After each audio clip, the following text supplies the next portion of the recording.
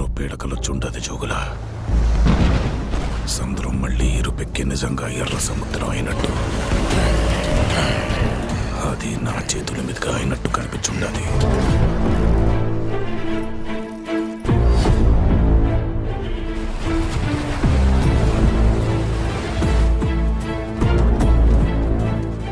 భయం పోవాలంటే దేవుడి కథైనాలా, భయం అంటే ఏంటో తెలియాలంటే దేవర కథైనాలా.